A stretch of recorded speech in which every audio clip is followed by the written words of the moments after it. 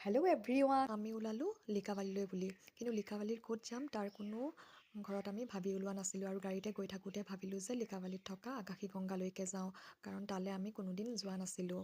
আকাশীগংগা মন্দিৰত আমি সেৱা লৈ প্ৰসাদ খাই মেলি আমি তললৈ জলপ্ৰপাতটো চাবৰ বাবে নামি গ'লোঁ।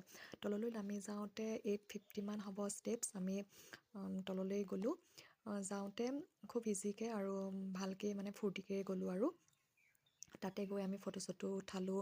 খুব ধুনীয়া পৰিৱেশ, আৰু দুয়ো কাষে জিৰণি ল'বৰ বাবে জিৰণি কোঠাও আছে। যদি আহোঁতে যাওঁতে ভাগৰ লাগে তেতিয়া বহিবও পাৰে।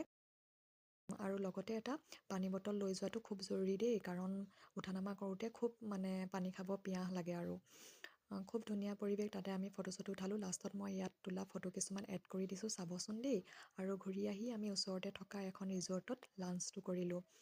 লাঞ্চ কৰি মেলি আমি ঘৰলৈ বুলি উভতি আহিলোঁ। খুব এটা ধুনীয়া পৰিৱেশ, ভাল লাগিলে। আৰু যিসকলে গৈছে তেওঁলোকেতো জানেই, আৰু যিসকলে যাম বুলি ভাবি আছে তেওঁলোকে যাব পাৰে। Thank U.